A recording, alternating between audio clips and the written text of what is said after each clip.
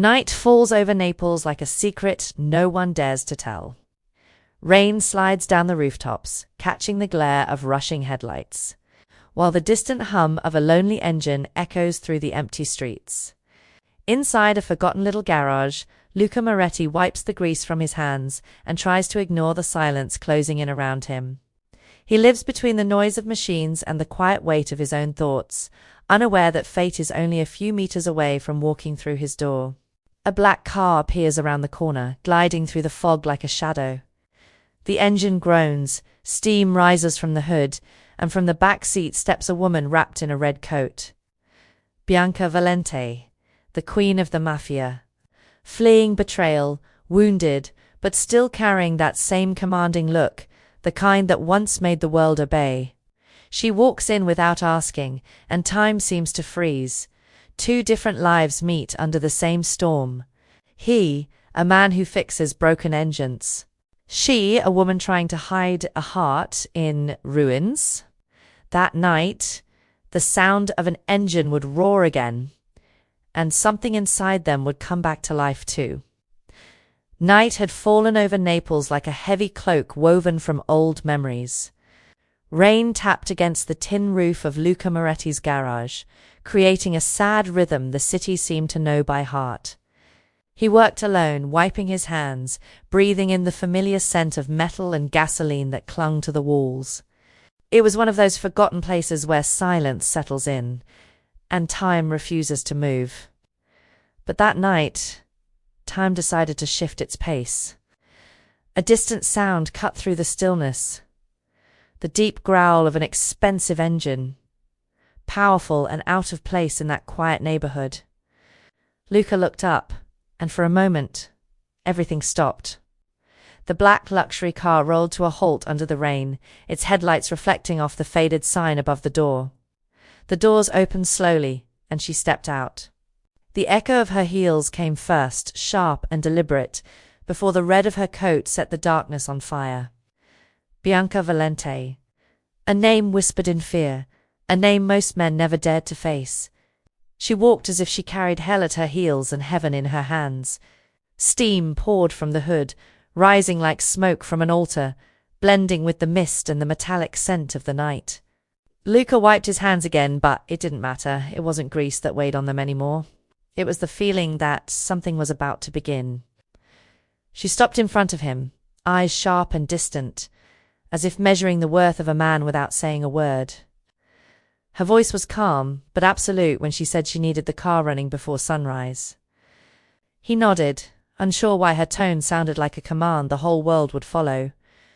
When he lifted the hood, warm vapor rose, and for a brief second her face caught the light, not from the lamp above, but from the fire of someone who had fought and won too many battles, paying dearly for each one. Luca leaned into the engine, the rain outside sinking with the rhythm of his hands. Bianca watched him closely, not like someone supervising a job, but as if she were weighing an entire life. And then he noticed it, a thin line of blood running down her sleeve, vanishing into the rain. He tried to help, but she pulled away, cold and firm. Said it wasn't his concern, yet her eyes. They told another story. The wind shifted, carrying the scent of oil and rain. The sign outside flickered, and for a moment the light failed, wrapping them both in shadow. Bianca didn't look like a woman. She looked like an omen, a force the night itself feared. Luca turned back to the engine, trying to ignore the pulse quickening in his chest. There was something about her presence, dangerous, magnetic, impossible to resist. She folded her arms, hiding the pain, while the red coat grew heavy with rain, clinging to her like the weight of a life that had never been kind. When the work was done, he turned the key, and the engine came alive, breathing again after too long in silence. The growl filled the alley like a warning. Something had awakened. Bianca stared at him for a moment, and Luca felt there was something wrong with that silence. The distant sound of tires tearing down the street grew louder.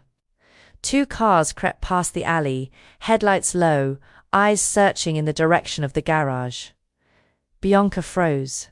"They found me," she whispered. Without thinking, Luca switched off the lights and pulled her behind the hydraulic lift. Her body trembled, not from fear, but from anger. The men came in, their voices low, danger dripping from every step. Luca pretended to be just a mechanic working late, and when they asked if he had seen anyone, he answered with a calm he didn't truly feel. They left after minutes that stretched like hours. Bianca exhaled deeply, and for the first time her eyes revealed something other than ice. They showed gratitude. The rain came back harder, washing the pavement and the traces left by the cars. Bianca adjusted her coat, trying to hide the blood and whatever was left of her pride. Luca looked at her, still unsure who this woman was that fate had left on his doorstep. She didn't explain. She only said the car was ready, then walked toward the exit. But before leaving, she placed a necklace on his workbench. The pendant was simple, silver, small, but it seemed to carry the weight of an entire life. He wanted to ask, but she was already gone. The street was empty. The engine roared one last time before disappearing around the corner. Luca stood still, the sound of that engine echoing inside him. The garage felt smaller now, the air heavier, his heart strangely full. The rain softened, dripping from the roof like a clock marking the start of something unnamed. He picked up the necklace, rolled it between his fingers, and, without knowing why, smiled. That night had brought him a woman the whole world feared, yet who bled like anyone else. And in that moment, without realizing it, Luca Moretti had fixed something far more complex than an engine. He had ignited a destiny that would never let him sleep again. The rain was still falling when Bianca returned. The same black car, the same steel gaze cutting through the night. Luca had his back turned, cleaning his tools, and only noticed her when the red of her coat reflected against the metal of the bench. No words were spoken, only the echo of her heels filling the room, like fate returning to collect a debt he didn't know he owed. She watched him with the calm of someone who commands wars. He held his breath, pretending not to notice how the air had changed. Bianca didn't need to announce herself. She was the storm that walks in without knocking. Her engine had failed again, but something was different this time. It wasn't just the car that needed repair. There was urgency in her tone, a quiet tension between every breath. Luca reached for the wrench, and that simple gesture suddenly felt heavier. The cold metal gleamed beneath the flickering light, like an extension of choices he didn't yet understand he was making. Bianca stepped closer, her perfume mingling with the scent of grease and rain. His heartbeat quickened, but he stayed focused. There was something in that silence that spoke louder than any voice ever could. She watched him as he worked, her gaze a challenge, a test, a warning. Luca couldn't tell if he should feel proud for standing his ground or afraid for not knowing when to back away. Bianca moved slowly, like a feline in unfamiliar territory, studying every detail of him, the sweat on his temple, the way he turned the wrench, the patience of someone who never rushed. "I need the car running before sunrise," she said, her voice carrying the weight of a sentence. He only nodded. It wasn't a promise. It was survival. The light flickered, and for a moment they stood side by side, their shadows merging into one. The open hood reflected Bianca's face, distorted by the steel surface. She looked tired, but never weak. Luca leaned closer, noticing something that made him pause, a dark stain sliding down her arm. Blood. Fresh. Blending with the rain. He looked up, and Bianca caught his eyes, took a half step back, her cold stare rising like a wall. "It's none of your business," she said. But it wasn't anger, it was defense. The kind of line spoken by someone who's learned to survive by refusing help. He stayed silent. Some wounds he knew are not meant to be touched, only respected. The wind swept through the garage, swaying the cables overhead, as if the whole place were listening to that wordless exchange. Bianca placed a hand on the car, the blood tracing down to her fingertips, and Luca turned his eyes to the engine, pretending not to see. But he did. He saw everything. Her face in the dim light, the pain hidden beneath pride, the fragility no weapon could disguise. The sound of the engine seemed to sync with the rhythm of his heartbeat, slow, tense, on the edge of breaking. And for the first time, Bianca didn't look at him like a threat. She looked at him like someone who had walked through the same fire. Luca finished the repair and wiped his hands but said nothing. Bianca stayed silent too. The garage was drowned in a thick stillness, the rain outside fading into a distant hum. She was breathing hard but still standing, as if the world depended on it. He picked up the wrench again, spun it between his fingers, and set it down on the bench with a sharp click, a sound that cut the air like an unfinished sentence. Bianca took a step forward, her eyes shining with something between curiosity and exhaustion. "Why do you help me?" she asked softly. He thought for a second, then answered without looking at her, "Because no one helps those who already carry the weight of their own name." Bianca watched him quietly, and something in her seemed to crack. Maybe the certainty that she could control everything. Maybe the armor she'd built against the world. The engine started again, and this time the sound was different. Less machine, more life. She nodded, her face hardening back into its familiar strength. But before leaving, she hesitated. Their eyes met, and time seemed to stretch thin. The rain tapping on the roof sounded like distant applause, and the entire garage seemed to breathe with them. Luca looked down, and Bianca understood what he meant without a single word. Neither of them wanted to say goodbye, but the world wasn't ready for what was happening between them. She turned, walked to the car, and opened the door. The reflection of her red coat blended with the wet floor, like blood dissolving into silver. Luca stayed still, wrench in hand, feeling the weight of it, a simple tool that night felt capable of unlocking destinies. The car pulled away slowly, the sound of the engine fading into the rain-soaked horizon. When the headlights vanished, only the rain remained and the scent of hot metal. Luca looked at the bench, and the wrench still gleamed, wet under the dim light, a reminder that he was already bound to something he couldn't yet understand.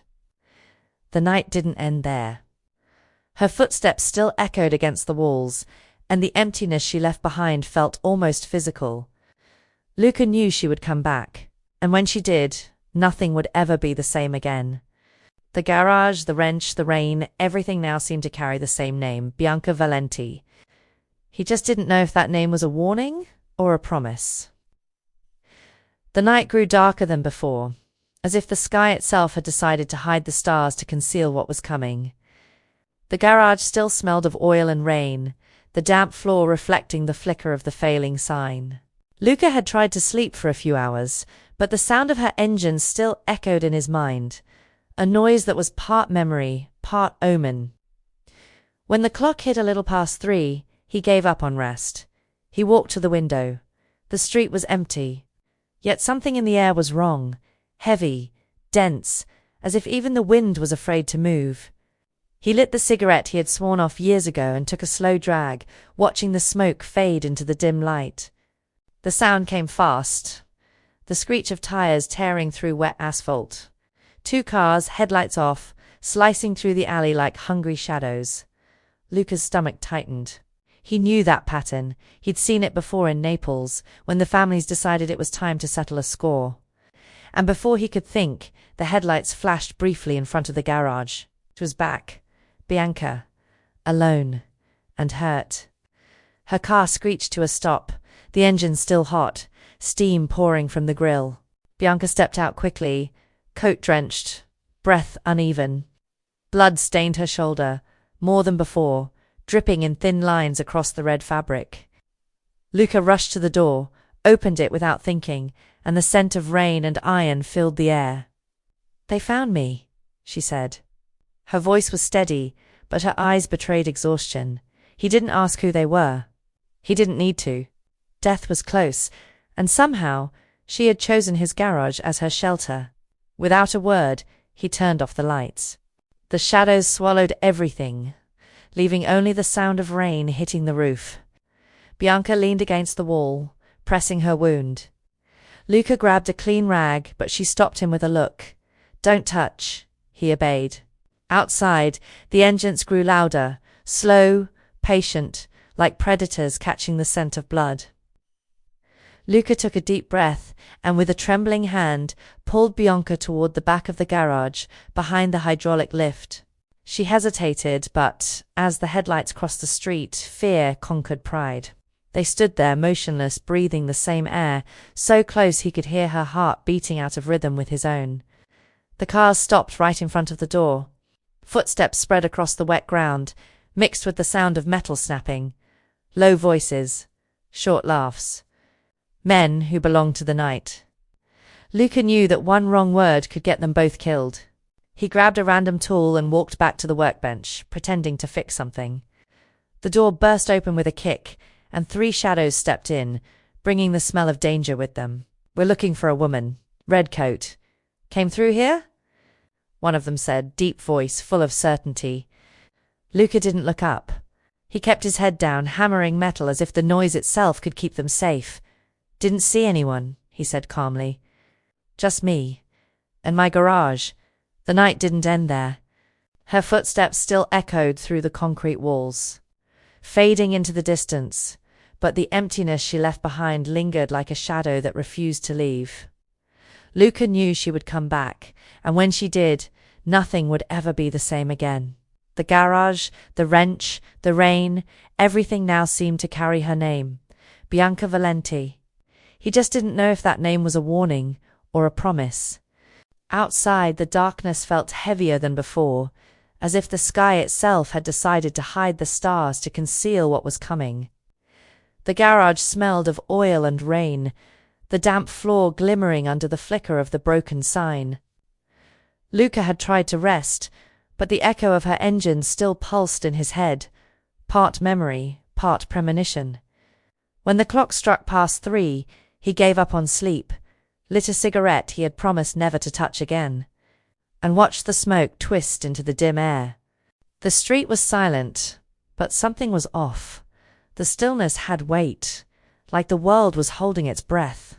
Then came the sound, tires cutting through the wet asphalt. 2 cars, headlights off, sliding through the alley like predators. His stomach tightened. He recognized the rhythm. He'd seen it before, in the dark corners of Naples, when debts were collected and scores were settled. A flash of light swept across the garage. It lasted a second, just long enough for him to see her, Bianca, alone and bleeding. Her car screeched to a halt, steam rising from the grille, rain hissing against the metal. She stumbled out, coat-soaked, breathing fast, blood soaking through her shoulder. Luca didn't think, he just moved. The door swung open, and the smell of iron and storm filled the air. "They found me," she said, her voice steady, though her body trembled. He didn't ask who they were. He didn't need to. Death was close, and somehow she had chosen his garage as her refuge.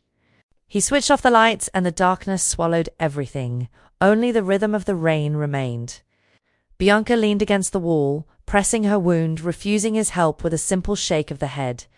"Don't touch." He obeyed. Outside, the engine slowed, patient, circling the block like wolves that had already caught the scent. Luca's hand shook as he guided her toward the back of the garage, behind the hydraulic lift. She hesitated for a moment, pride fighting fear, but when the headlights crossed the windows, she gave in. They stood close, too close, sharing the same uneven breath, hearts pounding out of sync. Engines stopped, boots hit the pavement. Laughter, low, cruel, familiar. Luca felt the air thicken. He reached for a tool, any tool, and moved toward the workbench, pretending to fix something. The door burst open with a crash, and 3 silhouettes stepped inside, dripping rain and danger. "We're looking for a woman," one of them said, his voice deep, steady, practiced. "Red coat. Passed through here." Luca didn't look up. He kept hammering the metal, letting the noise fill the space between life and death. "Haven't seen anyone," he muttered. "Just me. And my garage." The man walked closer, boots scraping the wet floor. Luca felt the cold press of a gun barrel on his shoulder, but didn't flinch. "You're a bad liar, mechanic." He breathed in slowly, pulse pounding against his neck. "If I were good at it," he said, "I'd already be dead." The man chuckled, short. humorless, then told the others to check outside. For a few endless seconds, everything froze. Rain filled the silence, ticking like a clock. Hidden in the shadows, Bianca closed her eyes and prayed, not out of faith, but out of instinct. Then slowly the footsteps faded, the engine started, and the night exhaled again. When the light returned, the yellow glow revealed Bianca still pressed against the wall, pale but alive. She tried to steady her hands, but the tremor wouldn't stop. Luca approached quietly.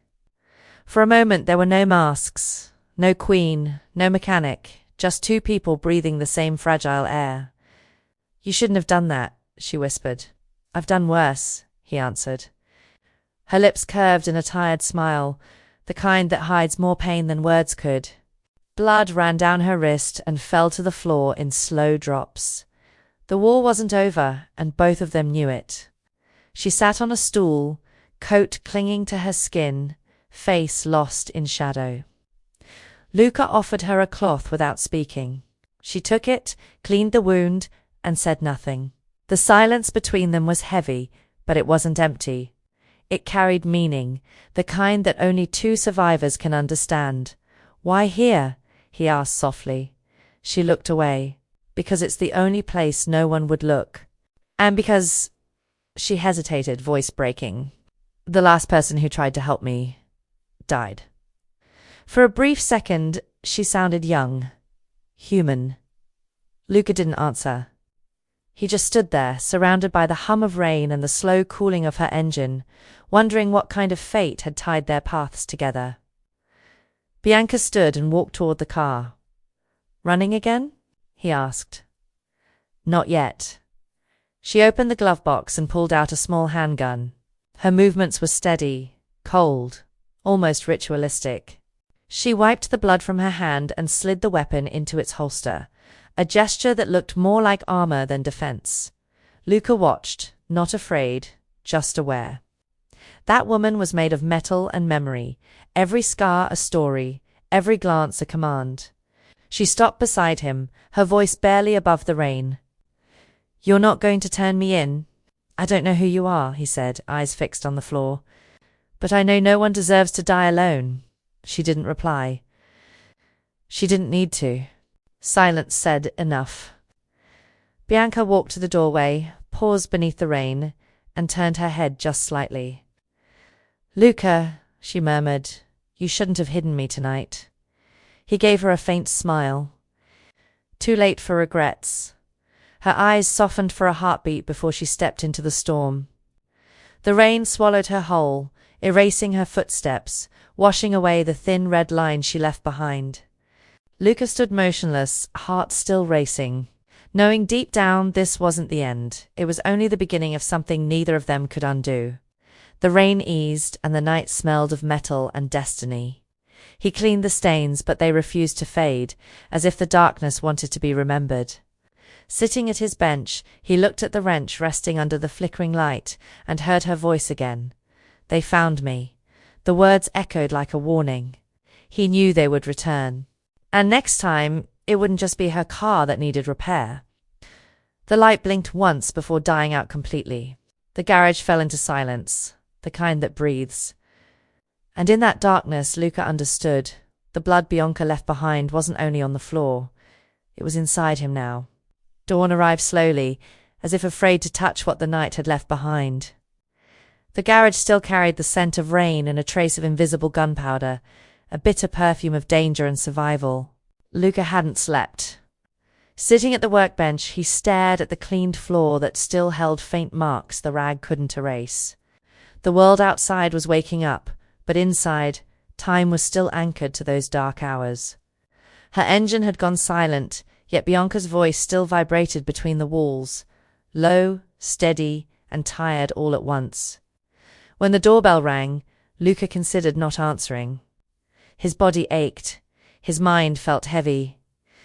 But there was something in that knock, measured, sure, like fate asking to come in. He opened the door, and there she was. The red coat replaced by a grey sweatshirt, her face pale, her eyes hidden behind dark glasses. Bianca Valenti, a woman who gave orders and faced death in the same breath. "May I come in?" she asked, and her voice sounded different, almost human. Luca stepped aside. The garage felt smaller with her inside. Light slipped through the gaps in the roof, drawing gold bands across the floor, cutting through the suspended dust like memories refusing to fall. Bianca walked among the tools, running her fingers over a few of them with quiet curiosity. "I never thought a place so simple could feel so safe," she murmured. Luca pretended not to hear, but her tone made him stop. "You shouldn't have come back," he said, wiping grease from his hands. "And you shouldn't have helped me," she replied with a half-smile that never reached her eyes. For a moment they stood in silence. The distant rattle of a tram crossed the air, and the city began to stir. Bianca looked at the hydraulic lift, the same shelter from hours before. She touched the cold metal and exhaled. That was the first place in a long time where someone protected me without asking for anything. Luca moved closer, unsure what to say. Without the red coat, she seemed smaller, less queen, more woman. "You were hurt," he said, as if that explained everything. Bianca gave a rough, almost beautiful laugh. "Hurt is an understatement. My own clan tried to kill me." He stared, surprised. "Your clan?" She nodded, removing her glasses. "The Valenti family. I'm the head, or I was. Until yesterday." The silence that followed was thick, almost tangible. Luca stepped back, trying to understand what that meant. The woman he had sheltered was the leader of the Neapolitan Mafia, the most feared woman in the city, and she was hiding in his garage. Bianca sat on a stack of tires and began wrapping a cloth around her hands, absent-minded. "Someone inside my own house ordered the hit. I don't know who yet." Her gaze hardened. "But I will find out." Luca drew a slow breath, bracing himself against the bench. "What do you want from me?" She smiled faintly, a shadowed smile. "Nothing. Just a few hours without being hunted." He watched her, and something shifted inside him. It wasn't pity. It was recognition. Two different worlds, carrying the same kind of loneliness. "Stay as long as you need," he said. Simple words, weighted with something he couldn't name. The sound of a distant train crossed the silence, carrying with it a false sense of normalcy that didn't belong there. Bianca's eyes wandered through the details of the garage, the faded calendar on the wall, the chipped mug, the broken radio gathering dust in the corner. "You live here?" she asked. Luca shrugged. "It's the only place where things still make sense." Bianca tilted her head, studying him. "You don't seem like a man who runs. Maybe because I've got nowhere to go," he replied. The words made her look away. There was too much truth in them. For a brief moment, the garage stopped being a hiding place and became a confession. Bianca stood, walked to the window, and gazed at the wet alley outside. "When I was a kid, my father used to say power was a trap," she murmured. I laughed. "Now I understand." Her fingertip traced a fogged circle on the glass. "There's no power without loss. And I've lost almost everything." Luca stepped closer, his voice low. "You're still alive." She turned to him. "For now." The sun began to break through the clouds, its golden light touching her face, revealing a thin scar running across her eyebrow. Luca looked at her without judgment, only quiet curiosity. "You bleed like everyone else," he said softly, almost to himself. Bianca smiled, small, faint, but genuine. "That's the first honest thing I've heard in a long time." Silence settled again.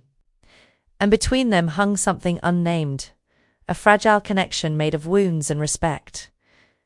Hours passed. Bianca sat on the floor watching him work. Neither spoke. Her presence filled the room in a strange, invisible way, as if every breath carried a memory. When the clock struck noon, she rose. "I should go," she said. He nodded, pretending it didn't matter.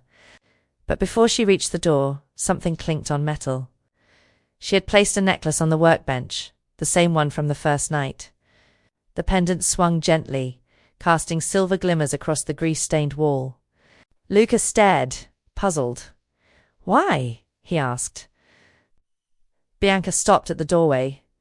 because some things need to stay where they began. The wind slipped in, bringing back the scent of rain. She looked at him one last time, and something in her expression said goodbye without needing words. When she left, the light seemed to go with her. Luca picked up the necklace, the metal cold against his warm skin, and understood it wasn't a gift. It was a warning. And a bond. Outside, her engine roared one last time before fading into the maze of streets. Luca stood still, looking around at the garage that suddenly felt larger, emptier, more alive. On the workbench, the necklace glowed like a beacon in the dark. He smiled faintly, and for the first time in years, he felt something inside him had been fixed, without a single tool. The city woke quietly, as if sensing that something unseen was about to change. The hum of engines blended with the distant cry of seagulls, and the fog from the harbour crept lazily through the narrow alleys of Naples. Luca was already at work when the sharp screech of tires cut through the morning calm. He wasn't expecting anyone. Since Bianca's departure, time had moved in circles. Caught between the lingering scent of her necklace and the memory of her eyes before she vanished.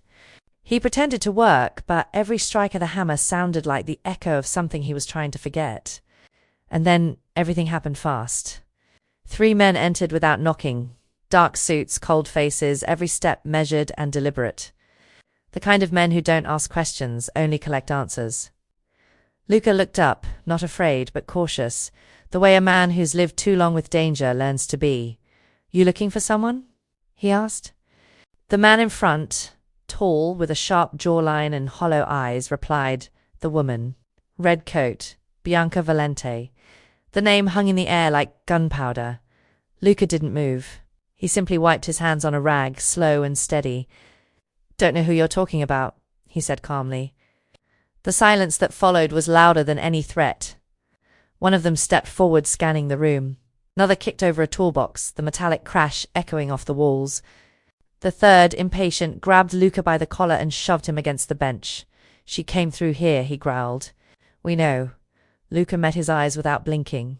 Knowing and proving are two different things. The punch came fast, a clean hit to the gut. He doubled over, breath caught, but didn't give in. Pain was an old companion. He'd taken worse beatings from life itself. Its second hit split his lip, and the taste of iron filled his mouth. He steadied himself on the workbench, the cold metal biting into his skin. Around him they tore the place apart, smashing tools, breaking shelves, turning years of labor into wreckage. Then one of them spotted it, the necklace. Its silver glint caught the leader's eye. "What's this?" he asked, holding up the pendant. Luca hesitated just long enough to feel the barrel of a gun press against his temple. "Pretty. Where'd it come from?" The mechanic drew a slow breath, forcing his voice to stay even. "A gift. From a client." The man stared at him, searching for cracks in his calm. Sweat slid down Luca's back, but he held the gaze. There was no lie in what he'd said, only the part he chose not to tell. The leader finally dropped the necklace. It hit the floor with a hollow sound, like fate itself being thrown aside. "If she shows up," he said, pulling a white handkerchief from his pocket, "you tell me. Or next time you'll be the one who disappears." Then they left. Engines roared, tires hissed over the wet street, and the echo of the threat stayed behind like smoke. Luca stood there for a long moment, bent over, catching his breath. He wiped the blood from his mouth and looked around. Everything was broken, the tools, the shelves, his fragile sense of peace. But the necklace was still there, lying untouched on the floor. He picked it up and slipped it into his pocket, as if guarding a secret too late to bury. Sunlight was creeping through the cracks in the door, lighting up the scars of the fight. He understood what it meant. He had been marked. And now, whether he wanted it or not, he was part of a game he couldn't escape. The next morning, the sound of a familiar engine shattered the silence. A black car again, but this time it wasn't hers, or so he thought. The door opened and Bianca stepped out, alive, furious, and somehow even more commanding than before. The red coat had returned, bringing with it the full weight of the Valenti name. Behind her, 2 other cars stopped in sync, men stepping out like obedient shadows. Luca took a step back, stunned and relieved all at once. "You're alive!" he said, not realizing the hint of emotion in his voice. Bianca crossed her arms, the ghost of a smirk on her lips. "Apparently, though by the looks of it, they almost made sure you wouldn't be." She entered without knocking, her gaze sweeping over the chaos like a storm assessing its aftermath. Luca stood still, his knuckles scraped, the smell of smoke still clinging to the air. "They came for me," he said, voice low, defeated. "No," she replied, her tone sharp but trembling beneath the surface. "They came for what I left behind." Bianca stepped closer and reached into his pocket. Her fingers brushed against his for a second before pulling out the necklace. The silver glimmered between them, a fragile thing caught between guilt and meaning. "You should have never kept this, Luca." He met her eyes, exhaustion etched into every line of his face. "And you should have never come back." The silence that followed felt alive, charged, almost dangerous. Bianca held his stare unblinking. "You don't understand," she said finally, her voice quieter now. "You're involved whether you like it or not." Luca exhaled through a faint, bitter smile. "I didn't choose this." Outside, her men waited by the cars, shadows carved in daylight, ready to move at a single gesture. Bianca turned toward them briefly, her tone turning to steel. "From now on, no one touches him. You hear me?" Luca let out a low, humorless laugh. "You really think you can protect everyone?" She turned back, closing the distance between them. Her voice dropped, soft, almost human. "Not everyone, just the ones who matter." He looked away, pretending not to hear, but the pulse in his neck betrayed him. There was something in her tone that didn't belong to the woman the city feared, something fragile, almost tender. Sunlight broke through the roof's shattered panels, scattering across the wrecked workshop. Dust floated in the air like gold, clinging to their silence. Bianca watched him bend down to gather the broken tools, his movements steady, deliberate. There was peace in his simplicity, a kind of strength she hadn't felt in years. "Why didn't you leave?" she asked, her voice barely audible. Luca paused, running his hand across the dented metal of a toolbox. "Because if you keep running from everything," he said softly, "you forget who you are." Bianca didn't reply. She just watched him, her expression softening for the briefest moment, as though she'd forgotten to wear the armor she always carried. For the first time, she didn't look like the Queen of Naples. She looked like a woman who'd finally stopped pretending she wasn't tired, but peace never lasted long in her world. A radio crackled somewhere outside, voices reporting more bloodshed, more men hunted, another war igniting between families. Bianca turned toward the sound, and the moment shattered. Her jaw tightened, her eyes hardening again. "They think you know too much," she said. Luca didn't flinch. Maybe they're right. For a long second she stared at him. What lived in her eyes wasn't anger, it was fear. Not fear of death, but fear of losing the only place that had made her feel real in a long time. "Come with me," she said suddenly. "You can't stay here." He hesitated, glancing at the broken shelves and the oil-stained floor. "Where are we going?" "To the one place no one dares to look." Her tone left no room for argument. He looked around one last time. The cracked windows, the smell of rust, the faint traces of blood on the concrete, and understood. There was nothing left here worth saving. He grabbed his jacket, slipped the necklace into his pocket, and followed her out. The sunlight hit the black car parked at the curb, the street gleaming like a promise already broken. Bianca paused at the door, turning to face him one last time before getting in. "From this moment on, Luca," she said quietly, "the world you knew is gone." He took a long breath and sat beside her. The engine came alive, its low growl filling the silence as the car rolled through the narrow streets of Naples, carrying 2 lives that were never meant to cross. The reflection of her red coat shimmered faintly on the glass. And in Luca's eyes there was something new. Not fear, not guilt, but a strange calm. Because sometimes love begins exactly where everything else falls apart. The road curved along the coast, and the city shrank behind them, a broken mirror reflecting a life already fading. The dawn spread across the sea, a pale mix of gold and grey, light trembling on the waves. Luca stared out the window, the rhythm of the engine matching the slow beat of his heart. Bianca drove with both hands on the wheel, eyes fixed ahead, the tension in her jaw betraying everything she refused to say. The red coat lay forgotten on the back seat, and for the first time she looked vulnerable. The woman who once ruled Naples was now running from her own empire, and beside her sat a man who never asked to be anyone's hero.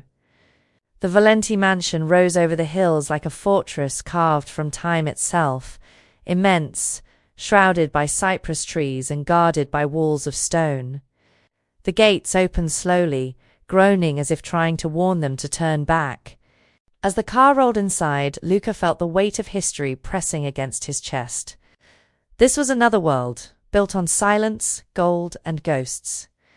Armed men stood in formation, their eyes cold and exacting. Every glance said the same thing: he doesn't belong here. Bianca stepped out first, slipping back into the posture of someone born to command. "Welcome to hell, dressed as a palace," she murmured.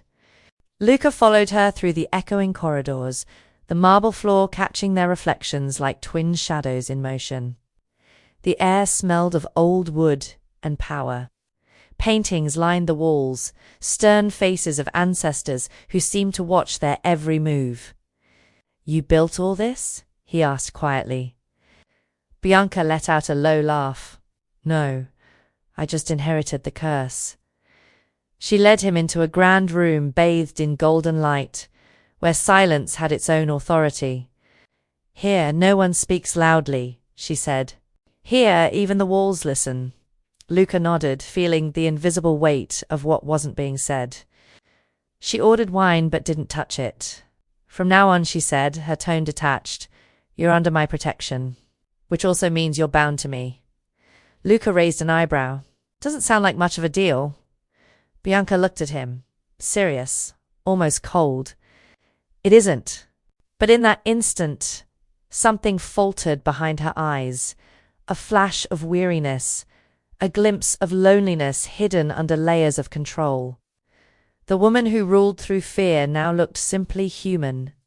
For a brief moment, Luca thought she would trade all of it, the empire, the title, the power, for one quiet night in the rain-soaked garage where nobody expected her to be anything but real.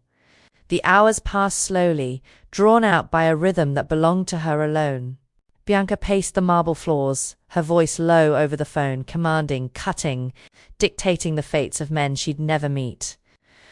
Luca sat silently nearby, unsure what role he played in this world of glass and gold. There was too much of everything, too much money, too many guards, too many lies. But what unsettled him most was her emptiness. The power she carried seemed to consume rather than protect. And the longer he watched, the clearer it became: Bianca Valenti was not free. She was the most elegant prisoner he'd ever seen. That night she took him to the terrace overlooking the sea. The air was sharp with salt and wind, carrying the memory of storms. "Do you see that?" she said, pointing toward the glittering sprawl of Naples below. "Everything that shines down there belongs to me, and yet there isn't a single place where I can sleep in peace." Luca said nothing. He knew that kind of wound couldn't be answered with words. Bianca lit a cigarette and watched the smoke drift into the dark. "You think you can understand me?" she asked. He turned his gaze to the horizon. "I think everyone bleeds the same, Bianca. The disguise is the only difference."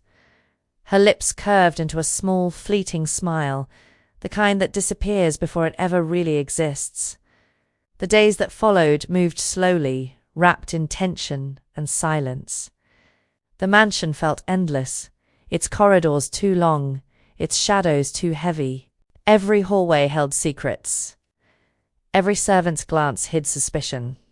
Bianca's men watched him with disdain, unsure if he was a threat or something worse, a weakness.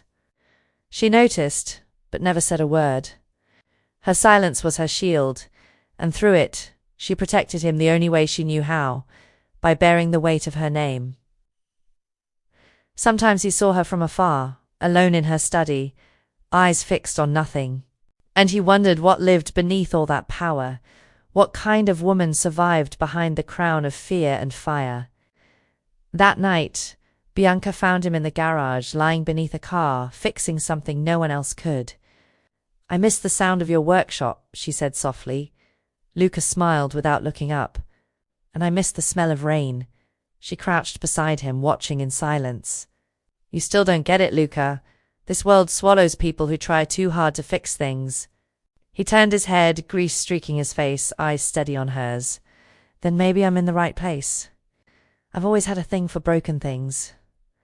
Bianca didn't answer, but her eyes shimmered, as if for a fleeting moment she believed someone could mend what power had torn apart. Later, she summoned him to dinner with the clan. The dining room stretched endlessly, the air thick with tension and perfume, men in tailored suits, women whose jewels gleamed brighter than their eyes. Luca sat at the far end, trying to blend into the marble and gold. At the center of it all, Bianca ruled with a glance. Every word she spoke was an order, every silence a judgment. Yet beneath that authority he saw it. Fear. The fear that someone at that table had tried to kill her. Vittorio, her right hand, poured the wine. Luca noticed it, a small, restless movement. The man kept twisting a ring on his finger, nervous, calculated. Bianca raised her glass. Time seemed to slow. Luca caught a faint metallic scent. Too sharp, too wrong. Without thinking, he reached out and switched their glasses in a single fluid motion. Bianca's eyes flicked to his, surprised but silent. Moments later, Vittorio stood, staggered and collapsed. The hall exploded in panic, chairs scraping, shouts echoing, glass shattering against marble. Bianca didn't move. She didn't need to. The truth had already found her. When the body was gone and the chaos faded, she found Luca outside in the garden, where the olive trees swayed beneath the wind. The night smelled of rain and iron. "Why did you protect me?" she asked quietly, not angry, just lost. Luca sighed. "Because no one ever looks at you like you're human." The stillness between them felt like a heartbeat that had forgotten how to stop. Bianca stepped closer, her eyes shining against her will. "You shouldn't have done that." He met her gaze, steady, unafraid. "It's too late to take it back." She kissed him, not out of passion, but something deeper and more confused. Gratitude, relief, recognition. It was brief and trembling, like lightning cutting through the dark. When she pulled away, her expression had changed. Less queen, more woman. That night, the mansion seemed to breathe differently. Danger still lingered in the air, but something new had begun to bloom between them. A spark, fragile yet undeniable. A secret stitched between two broken lives. Luca returned to the room they'd given him, but sleep never came. Through the wall he could hear her pacing. Slow, restless steps, back and forth, trapped between what she commanded and what she felt. The night pressed heavy over the Valente mansion, thicker than the sound of gunfire she'd long since learned to ignore. Wind clawed at the windows. The sea roared in the distance, as if it too knew what was coming. Bianca descended the staircase slowly, her black dress gliding over cold marble like a shadow returning home. The house slept, but she couldn't. Since Vittorio's death, the air had changed. It carried something invisible and sharp. Someone inside her empire had betrayed her, and the doubt, like poison, was already coursing through the veins of the queen. Luca was in the garage, wiping his hands with an old rag, while the radio hummed an old Italian song, one of those that seemed to mourn and console the world at the same time. He didn't hear her footsteps, but he felt her. Bianca's presence didn't need sound. It carried its own voltage. She watched him for a few seconds, saying nothing. "You don't sleep?" she finally asked, her voice softer than usual. He smiled faintly. "Do you?" She looked away. Sleep's a luxury I don't deserve. She stepped closer, the faint trace of her perfume blending with oil, metal, and dust. Since that night, I don't trust anyone in this house. Not even the ones who swear loyalty. Luca kept his eyes on the wrench in his hand, wiping the grease from his fingers. Then start trusting the ones who have nothing to gain, he said quietly. Bianca didn't answer. Her gaze lingered on his hands, rough, honest, steady, so different from the polished, deceitful ones she was used to. For a brief moment, she wanted to believe people like him still existed. But power teaches you to doubt even hope itself. That night, the clan gathered for dinner. The long table was lit by trembling candles, the flames bending to the draughts that slipped through the old stone walls. Men and women wore fear beneath their expensive suits. Bianca sat at the head of the table, posture flawless, face carved in calm authority. Luca sat at the far end, invited out of necessity, not belonging. He didn't understand the coded words or subtle threats passed between them, but he could feel it, the tension, the suspicion, the ghosts moving between glances. She looked composed, unshakable, but he saw what the others couldn't, the way her shoulders carried the invisible weight of fear. Her voice remained even, but her eyes cut through the room like blades. She spoke of loyalty, of losses, of rebuilding. And when she uttered Vittorio's name, the hall fell silent. The betrayal began with him, she said, the words falling heavy as stones into still water. But it didn't end there. A murmur rippled across the table. Luca felt his chest tighten. He knew this world didn't forgive suspicion, only blood did. Bianca lifted her glass, the wine catching the light like fire. Loyalty will be tested tonight. The dinner went on, but the air shifted. Eyes flicked, whispers hid in half-smiles, hands moved too fast. It was like sitting on the edge of an explosion. Then a sudden crash, a glass shattered. The wine spread across the marble like blood. A waiter stood frozen, trembling, and Bianca knew. It wasn't an accident. Fear had a scent, and now it filled the room. "No one leaves until I say so," she ordered, her tone sharp as glass. The guards sealed the doors. Panic spread like smoke, and Luca understood. The betrayal ran deeper than even she could see. Hours later, when the chaos finally died and the guests were dismissed, Bianca found him in the corridor. Her expression had changed. No fury, just exhaustion. "I can't trust anyone, Luca." He met her eyes. "You can trust me." Bianca held his gaze, and for a moment the world seemed to stop. "Why?" she asked. He took a step closer, his voice steady. "'Cause I don't want anything from you. I just want you to live." She looked away as if the words carried more weight than she could bear. Later, Bianca walked to the garden where the olive trees swayed under the cold wind. Luca followed, saying nothing. She held a glass of wine she wouldn't drink. "Betrayal taught me something," she said quietly. "Love is a bigger risk than death." He stood beside her, eyes fixed on the darkness ahead. "Then don't love," he said. She laughed softly, but it was the kind of laugh that hides a wound. Too late. The confession hung in the air, delicate and irreversible. For a single heartbeat, even the wind stopped moving.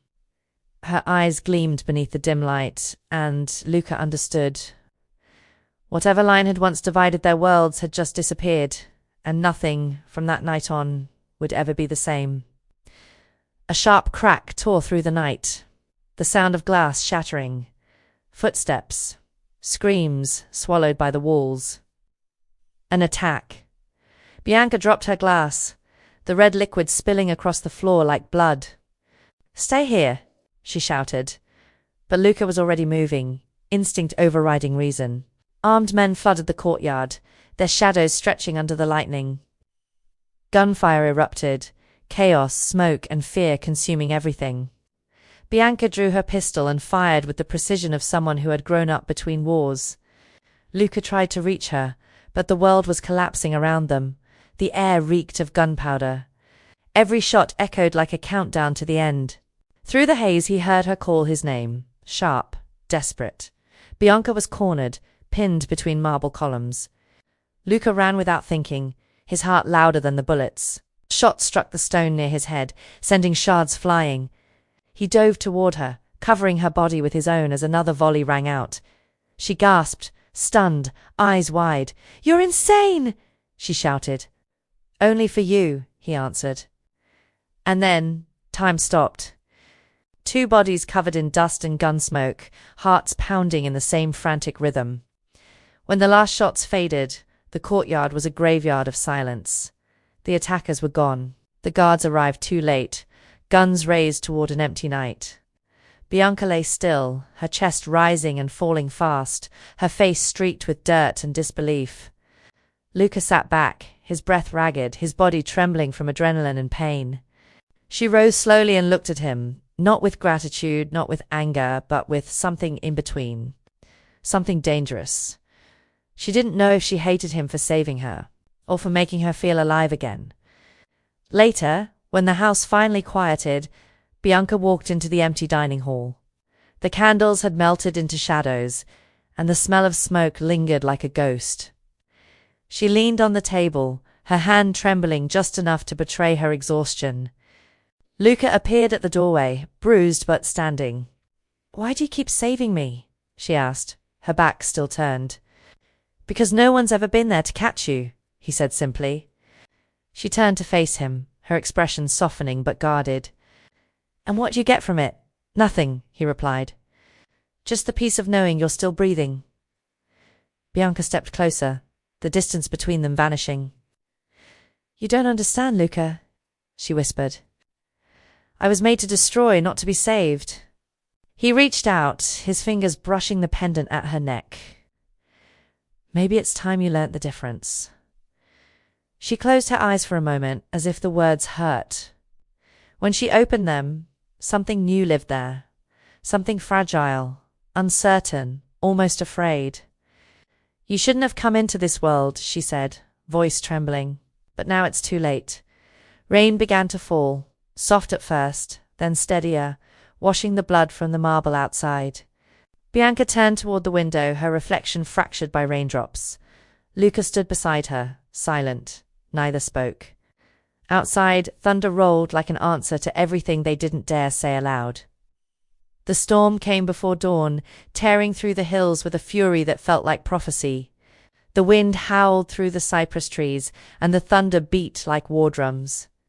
The Valenti mansion slept uneasily, wrapped in that heavy silence that always comes before chaos. Bianca woke with a start, her heart pounding, her instincts louder than her fear. She went to the window and saw headlights racing up the road. Dozens of them, not allies, not visitors, hunters. Down the hall, Luca was already awake. The growl of engines, the smell of smoke, he understood immediately. He reached for the necklace, fastened it around his neck like a vow, and ran toward her room. When he burst through the door, Bianca was already ready. Dressed in black, gun in hand, her expression calm, resolute. "They came to finish what they started," she said. "Then we'll make sure the end takes its time," he answered. For one suspended heartbeat, their eyes met, fear and courage merging into a single defiant reflection. The first shot came from a distance, shattering the stained glass windows of the great hall. The sound roared through the mansion like iron thunder.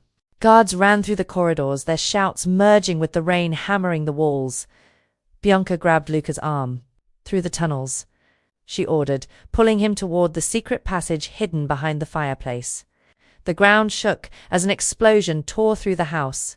Marble fragments rained down, and the firelight danced across the portraits of ancestors who now seemed to watch the fall of their own empire. They ran down the narrow steps, the torches flickering in the stale air. The gunfire grew distant, but its echo still chased them. Bianca's breathing was sharp, her body tense, but her eyes burned with resolve. Luca felt the warmth of blood sliding down his arm. A cut, maybe. It didn't matter. "You're hurt," she said between breaths. "Not as much as you," he replied. The silence that followed said more than words ever could. When they emerged from the tunnels, the rain hit them like ice. The car waited by the edge of the forest, engines slick with mud and urgency. Bianca threw the door open, her voice nearly lost to the wind. "Hurry!" Luca climbed in, the storm swallowing the world outside. Bullets cracked again in the distance as she started the car, tires clawing through the wet earth. In the rearview mirror, flames swallowed the mansion, her empire burning while the past caved in on itself. Bianca didn't look back, but Luca did. And he understood. She was letting it all burn. The power, the fear, the name. Everything that once defined her was dying in that fire. A shot ripped through the rear window. Glass splintered, slicing her cheek, but Bianca didn't flinch. "They won't stop," she muttered, jaw clenched, eyes fixed ahead. Luca reached for the wheel, helping her steady it. The narrow road wound through the forest like a tunnel of shadows, and the rain refused to ease. Behind them, headlights pierced the darkness, relentless, hungry. Luca looked at her. "You know we can't run forever." "I'm not running," she said, voice steady as the storm. "I'm choosing to live." The engine roared, the speedometer trembling near the limit. Bianca turned sharply, sending the car spinning through the mud. The one behind them lost control, swerving off the road. The crash thundered through the storm, swallowed instantly by the rain. For a moment, silence. Only their ragged breathing filled the car. Bianca pressed her forehead against the wheel, her hands shaking. "I should have left you behind," she whispered. Luca turned to her, voice low, unshaken. "But you didn't." She met his gaze, and in that glance was everything unspoken. That guilt and love often blur until they're impossible to tell apart. Farther down the road, the car slowed to a stop. The storm raged around them, the sky collapsing in lightning and sound. The asphalt gleamed like a mirror, reflecting the faint glow of the burning mansion miles away. Bianca stepped out, stumbling into the mud, drenched and trembling. Luca followed, catching her by the shoulders. "It's over, Bianca. Enough!" She pushed him away, fury and pain clashing in her eyes. "Nothing's over while I'm still breathing." He cupped her face, rain running between their fingers. "Then live," he said quietly. "But don't do it alone." The words hung there, trembling between thunder and breath. Not a plea, not a command, but a promise whispered against the storm. She tried to speak, but her voice broke. Rain poured between them, washing away the blood and the fear. Luca smiled faintly, even as the color drained from his face. "Promise me you'll keep going, even without me." Bianca shook her head, her eyes wide, trembling. "Don't say that." He reached for the necklace around her neck, the cold metal brushing against her warm skin. "It's yours again," he whispered. And before she could answer, a deafening blast. The burning car behind them exploded, lighting up the sky like a dying star. Bianca pulled him toward the other car, her strength fueled by panic. "It's not over yet," she shouted. Luca tried to protest, but his vision blurred into shadow. "Luca!" Her cry drowned in the thunder as she dragged him into the passenger seat, slammed the door, and started the engine. The tires spun through the mud, and the car shot forward into the storm. 2 lives running from a destiny that refused to let go. The car vanished into the darkness, cutting through the rain like an arrow through time. Inside, Bianca gripped the steering wheel so tightly her knuckles turned white. Tears ran down her face, lost in the torrent outside. Luca was unconscious, but breathing, barely, and for the first time she prayed. Not as a queen, not as a killer, but as a woman. She prayed for him to wake up. She prayed for love to outlive the fire that still hunted them. The storm raged on, the world trembling between light and noise. With every flash of lightning, she saw his reflection in the window, a simple man who never wanted power, yet somehow brought redemption to an empire built on shadows. The road stretched endlessly ahead, and somewhere in that horizon, fate waited in silence. When dawn came, the world felt suspended between one heartbeat and the next. The road was covered in fog, and the sound of the sea drifted faintly from afar. The car sat on the shoulder, engine quiet, wrapped in the stillness after the storm. Bianca sat motionless behind the wheel, eyes lost on the horizon. Wind swept through the broken windows, carrying the smell of rain, gasoline, and earth. Beside her, Luca breathed shallowly, pale but alive. She leaned her head back, closing her eyes for a moment. She wanted to believe this was the end. But the silence that followed didn't feel like peace. It felt like waiting. Days passed in flight. Each city left traces behind. Each sunrise brought more questions than answers. Bianca drove like someone trying to outrun time itself. Luca, still wounded, remained quiet, watching her with the kind of calm that only comes from pain mixed with understanding. Sometimes she pulled over, lit a cigarette, and stared into nothing. "Thinking about going back?" he'd ask softly. "Thinking about disappearing?" she'd answer. Eventually, they found shelter, an old workshop by a forgotten road, half swallowed by vines and silence. The sign hung crooked, but the scent of grease and metal lingered, as if time had been holding its breath, waiting for her to return. Bianca parked the car and stepped out slowly. The ground was littered with dead leaves and ghosts of memory. Luca tried to follow but stumbled, his body refusing. She caught him before he fell, her hands gentle, her voice quiet. "Sit. I'll take care of you now. For days." She cared for him in silence. Steady hands, distant eyes, every movement a confession she'd never say aloud. Luca sometimes woke to find her sitting on the floor, cleaning her gun, her eyes glistening in the dim light. Neither spoke of what they'd lost, the mansion, the name, the past. But their silence carried more truth than words ever could. Bianca was no longer the queen of Naples. No crown, no guards, no red coat. Just a woman, stripped bare before the weight of her own humanity, learning, perhaps for the first time, what it meant to love without command, and to survive without a throne. When the rain returned, she stepped outside and stood in it, motionless, eyes closed, letting the water fall over her like a prayer. Luca watched from the window, his body still weak, but his heart awake. She stood there under the storm as if confessing without words, letting the rain wash away sins the blood never could. When she finally came back in, soaked to the bone, he offered her the jacket he'd worn since the night they escaped. "We'll catch a cold," he said. She smiled, surprised. "You still care about that?" "I always did," he answered. The days that followed moved slowly. The world outside seemed to have forgotten them, and the workshop became a refuge. Bianca began fixing the car, not because she needed it, but because she needed to hear the sound of the engine again, that sound that had once brought them together. Luca watched her, remembering the first night he saw her. Heels, blood, and defiance. A woman who commanded fear itself.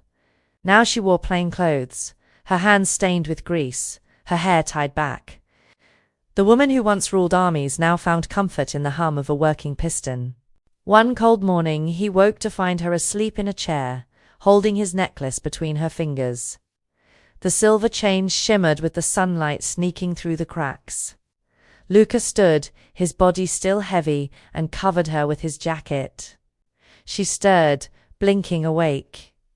"You're still here," she whispered.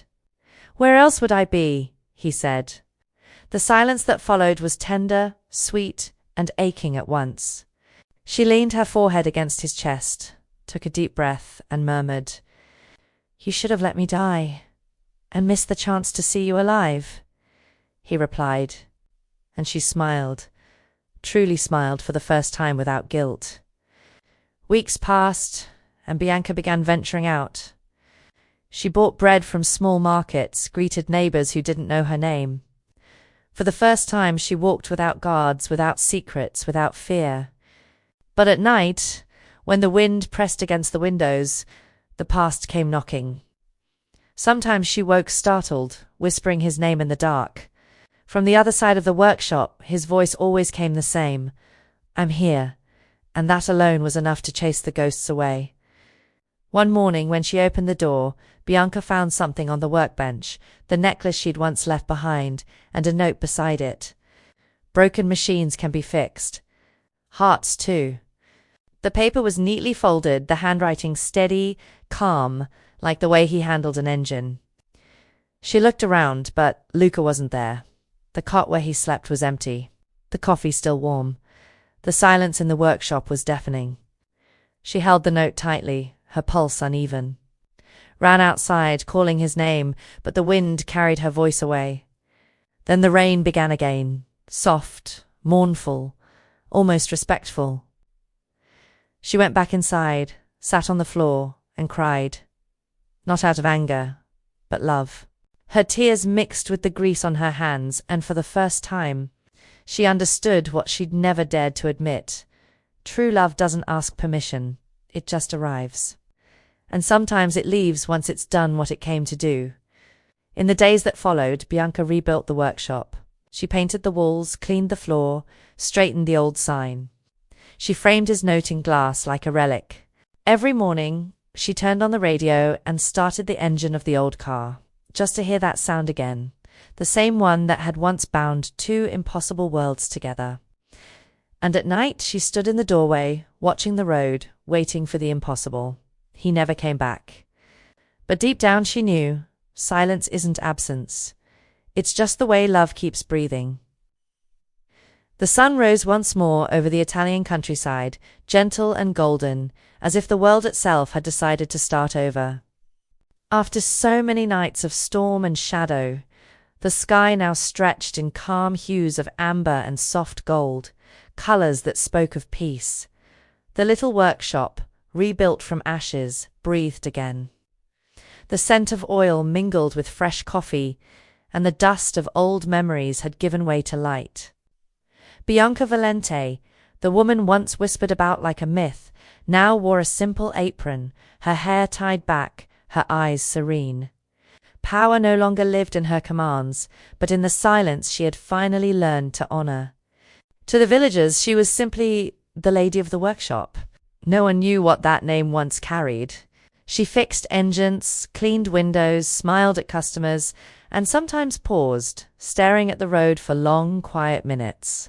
Always at the same hour, always with that same fragile hope. And when the eastern wind rose, carrying the faint growl of a distant engine, her heart would beat faster, as if it recognized the sound of the past coming home. One overcast afternoon, as she arranged her tools, the sound came, low, familiar, alive. The same sound that had once changed everything. Bianca looked up, and the world stopped turning. The car was old, its engine unsteady, but that sound... She would have known it anywhere. She rushed outside, apron still tied, hands streaked with grease, her pulse racing like it had all those years ago. The car slowed to a stop, and when the door opened, he was there. Luca Moretti, the same tired eyes, the same quiet smile, the same scent of rain and steel. For a moment neither spoke. They just stood there, caught between who they were and what they had survived. Bianca took a step forward, and the crunch of gravel beneath his boots broke the silence. "I thought you were gone for good," she said softly. "I tried," he replied. "But the sound of the engine always brought me back." She smiled, and that smile was enough to make the world right again. Luca reached into his pocket and pulled out something small, the necklace she thought she'd lost forever. The chain was worn, the pendant scratched, but it still shone like the day he gave it to her. Bianca extended her hand, and he fastened it gently around her neck. "Now," she whispered, her voice trembling with warmth, "it's my turn to fix you." He laughed, a quiet, peaceful sound. "Then start now." The rain began to fall again, soft, steady, almost kind. Bianca led him inside the workshop, the engine still humming behind them like a heartbeat. Outside, raindrops glimmered on the windows, casting reflections that looked like distant headlights on the road, the same road where it had all begun. Inside, two grease-stained hands met again, renewing a promise time had never broken. Bianca turned on the radio. The husky voice of an old Italian singer filled the air. Luca looked around, smiling. "It looks just the same," he said. "It's not," she answered gently. "Here time learnt to forgive." They stood in silence, but it wasn't empty. It was peace. It was redemption. It was love, finally breathing freely, without fear of being found. Outside, the rain washed the world clean. Inside, the soft rhythm of the engine matched the steady beat of two hearts repaired by fate itself. The past burned far away, reduced to ashes and memory. But here in that small workshop, something new had begun, something fire could never destroy, the peace of two souls who had survived love's fire and turned it into life. If this story moved you, subscribe to the channel, turn on notifications, and follow more tales of intense romance, where danger and redemption walk side by side.